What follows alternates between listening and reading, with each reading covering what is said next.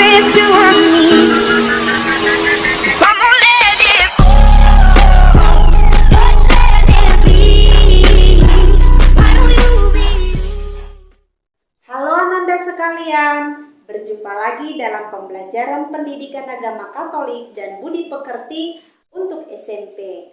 Bagaimana kabar Ananda sekalian di rumah? Pem berharap semuanya Ananda dalam keadaan sehat dan tetap semangat mengikuti PJJ kita dari rumah.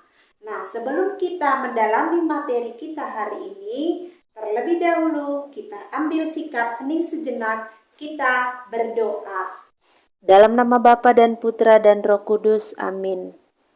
Allah yang Maha Adil, ajarlah kami untuk dapat memahami makna keadilan dan kejujuran, sehingga kami dapat bertindak adil dan jujur dalam kehidupan kami, seperti Engkau sendiri yang senantiasa menyatakan kebenaran. Demi Kristus Tuhan dan Juru Selamat kami, amin. Dalam nama Bapa dan Putra dan Roh Kudus, amin.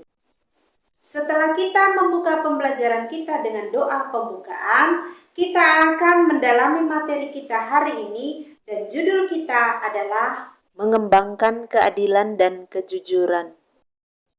Adapun kompetensi dasar kita 3.6, mencari informasi dari masyarakat tentang praktik kejujuran dan keadilan dan tentang ajaran gereja berkaitan dengan kejujuran dan keadilan, dan indikator pencapaian hasil belajar. Pada akhir pembelajaran diharapkan siswa mampu, yang pertama, menjelaskan bahwa keadilan dan kejujuran merupakan dua hal yang harus diperjuangkan. Yang kedua, memberikan contoh-contoh ketidakadilan dalam masyarakat. Yang ketiga, menjelaskan pandangan Kristiani tentang keadilan.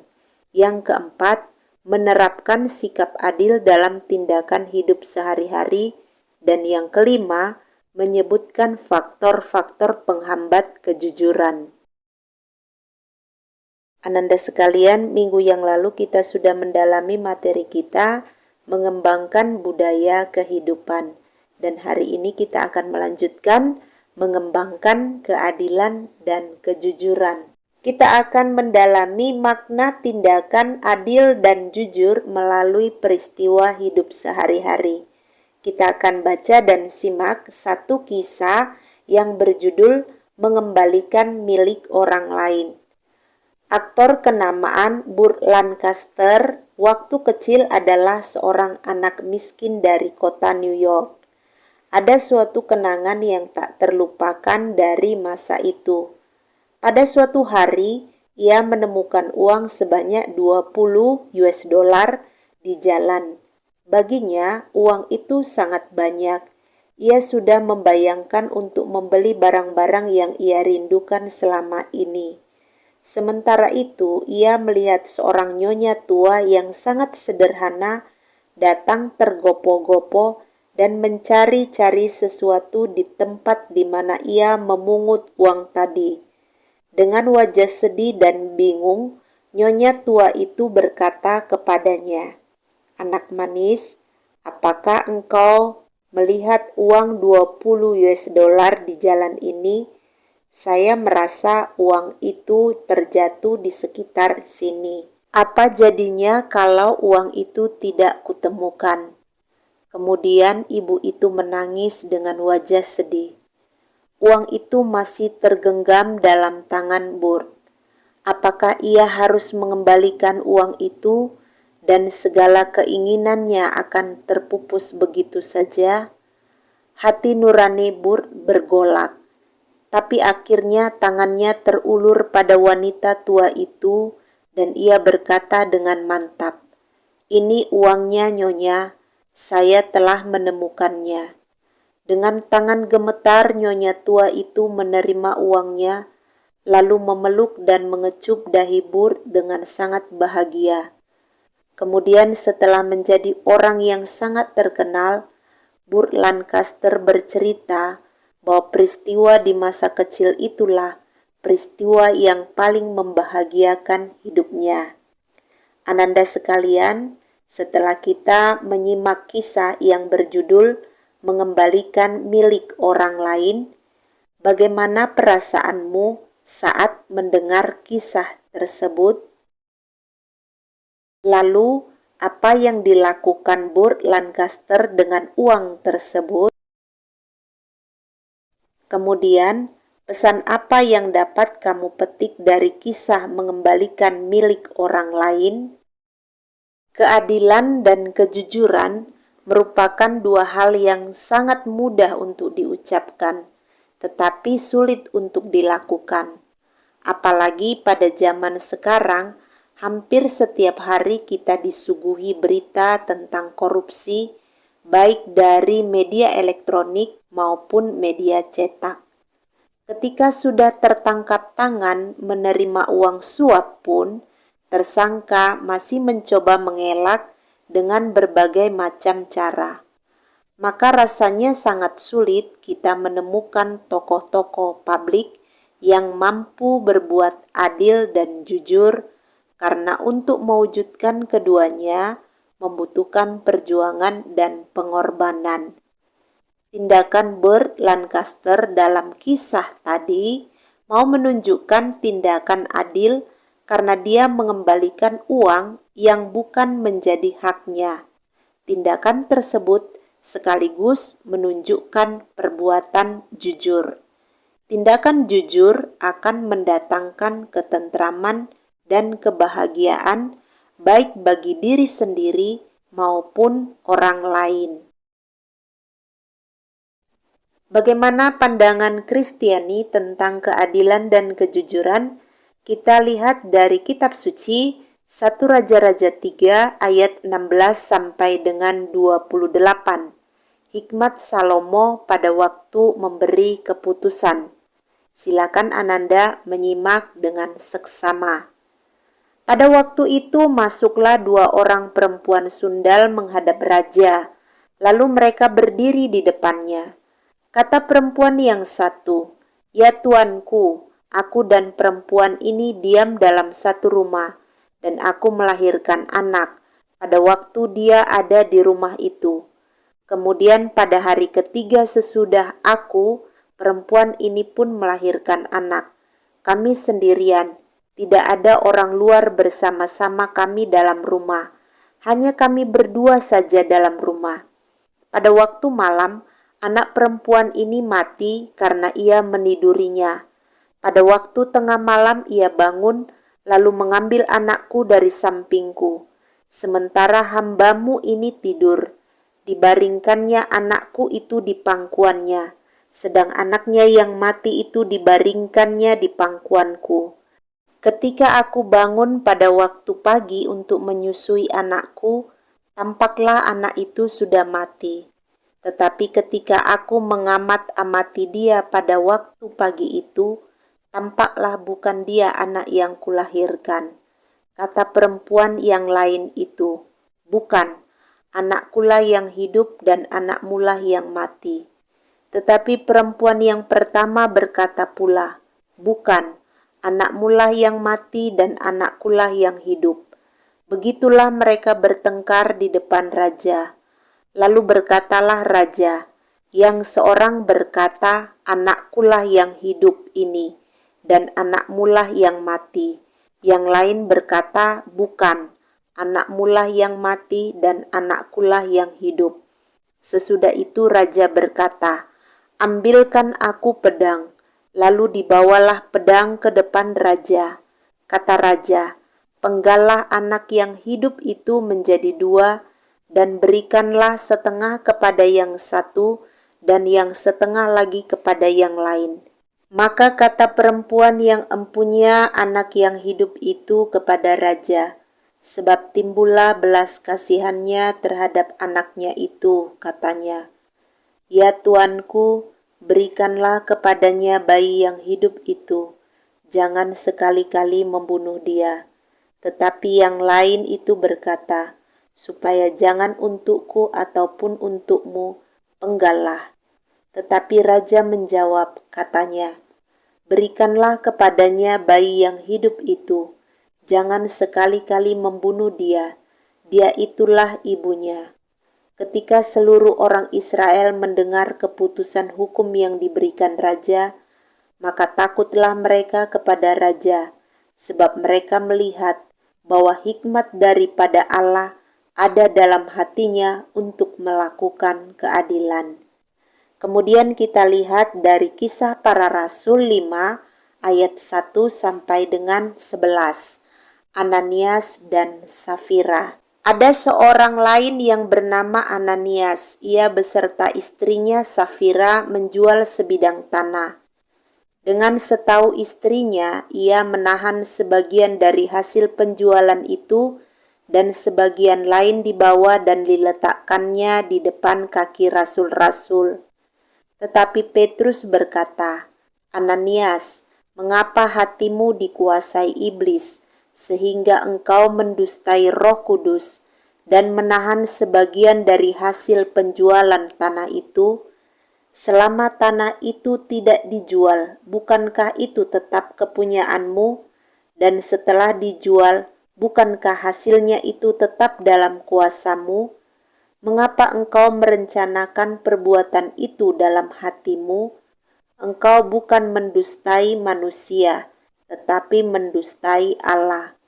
Ketika mendengar perkataan itu, rebalah Ananias dan putuslah nyawanya. Maka sangatlah ketakutan semua orang yang mendengar hal itu. Lalu datanglah beberapa orang muda. Mereka mengapani mayat itu, mengusungnya keluar dan pergi menguburnya. Kira-kira 3 jam kemudian masuklah istri Ananias, tetapi ia tidak tahu apa yang telah terjadi. Kata Petrus kepadanya, "Katakanlah kepadaku, dengan harga sekiankah tanah itu kamu jual?" Jawab perempuan itu, "Betul, sekian." Kata Petrus, "Mengapa kamu berdua bersepakat untuk mencobai roh Tuhan? Lihatlah, orang-orang yang baru mengubur suamimu berdiri di depan pintu, dan mereka akan mengusung engkau juga keluar." Lalu rebahlah perempuan itu seketika itu juga di depan kaki Petrus, dan putuslah nyawanya. Ketika orang-orang muda itu masuk, mereka mendapati dia sudah mati. Lalu mereka mengusungnya keluar dan menguburnya di samping suaminya. Maka sangat ketakutanlah seluruh jemaat dan semua orang yang mendengar hal itu. Ananda sekalian, setelah kita membaca 2 perikop dari Perjanjian Lama dan dari Perjanjian Baru, coba Ananda jelaskan tindakan adil yang telah dilakukan oleh Salomo. Lalu apa makna keadilan yang dilakukan Raja Salomo? Kemudian, apa makna keadilan yang dikehendaki wanita atau ibu dari bayi yang mati? Selanjutnya, sebutkan 4 hal yang dapat kamu lakukan di lingkungan sekolah, keluarga, maupun masyarakat dalam upaya menegakkan sikap jujur dan adil. Lalu apa yang menyebabkan Ananias dan Safira berbuat tidak jujur? Apa akibat dari perbuatan tidak jujur mereka? Selanjutnya, berdasarkan kisah Ananias dan Safira, jelaskan pengertian kejujuran yang kamu pahami. Ananda sekalian, menurut iman Kristiani, keadilan berarti memberikan kepada orang lain apa yang menjadi haknya. Keadilan itu berkaitan dengan keseimbangan antara hak dan kewajiban setiap orang di dalam masyarakat. Raja Salomo mengambil keputusan yang adil yang dilandasi kebijaksanaan. Salomo memberikan bayi kepada orang yang berhak memilikinya, yaitu ibu dari bayi tersebut. Sebagai remaja, bagaimana usaha yang dapat dilakukan untuk mengusahakan keadilan di dalam lingkungan atau di sekolah? Usaha yang dapat dilakukan antara lain: pertama, mencoba untuk berteman dengan semua orang tanpa membedakan. Yang kedua, menghargai karya orang lain. Yang ketiga, menghargai hak setiap orang. Yang keempat, tidak merampas milik orang lain. Yang kelima, memberikan bantuan langsung pada orang-orang yang mengalami ketidakadilan. Yang keenam, membagikan barang atau materi yang kita miliki kepada mereka yang membutuhkan, dan lain sebagainya. Menurut kitab suci, ketidakjujuran akan membawa akibat yang sangat fatal, bahkan kematian. Kita bisa lihat dalam Kisah Rasul 5 ayat 5. Ketidakjujuran Ananias dan istrinya membawa akibat yang sangat fatal, yaitu kematian. Dari kisah tersebut kita dapat belajar bahwa ketidakjujuran bukan hanya mendustai diri sendiri dan orang lain, tetapi juga mendustai Allah. Kisah Rasul 5 ayat 4. Sikap tidak jujur merusak hubungan dengan orang lain dan dengan Allah. Orang yang tidak jujur berarti telah dirasuki oleh iblis. Ia tidak melaksanakan kehendak Allah, melainkan kemauan iblis. Tuntutan untuk hidup dalam kebenaran juga disampaikan Yesus.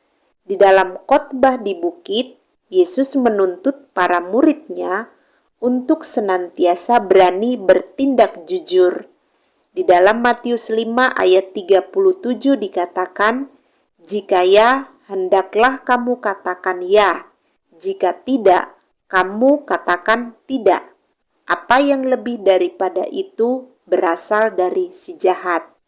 Jadi Yesus menuntut setiap orang untuk setia dan bertindak jujur. Ananda sekalian, setelah kita mendalami materi kita, mari kita hening sejenak, kita merefleksikan seluruh pembelajaran yang sudah kita laksanakan hari ini. Ananda yang terkasih, keadilan dan kejujuran merupakan dua keutamaan Kristiani. Keadilan dan kejujuran menunjukkan keluhuran martabat manusia. Keadilan dan kejujuran merupakan dua hal yang pantas diperjuangkan. Menjadi pertanyaan bagi kita, apakah kita sudah bertindak jujur? Apakah kita mampu menghargai hak orang lain? Apakah kita sudah mampu memperlakukan orang lain secara adil? Apakah kita sudah menerima orang lain seperti apa adanya? Apakah aku sudah memperjuangkan kejujuran? Tidak menghalalkan cara untuk memperoleh hasil yang baik saat ulangan? Mari kita refleksikan semua itu dalam hati. Untuk refleksi ini, silakan Ananda tulis dalam buku catatanmu. Dan untuk tugas, buatlah doa dengan tema perjuangan menegakkan keadilan dan kejujuran. Dan untuk menutup pembelajaran kita pada hari ini, mari kita siapkan hati, kembali kita berdoa. Dalam nama Bapa dan Putra dan Roh Kudus, amin. Allah Bapa yang Maha Kasih, kami bersyukur atas penyertaan-Mu sepanjang pembelajaran kami berlangsung. Kami sudah memahami materi kami mengenai keadilan dan kejujuran. Semoga kami selalu menjadi pejuang keadilan dan kejujuran dimanapun kami berada. Demi Kristus Tuhan dan pengantara kami yang hidup dan berkuasa kini dan sepanjang masa. Amin. Dalam nama Bapa dan Putra dan Roh Kudus, amin. Demikian pembelajaran kita pada hari ini. Kita bertemu dalam pembelajaran kita minggu depan. Selamat belajar. Shalom.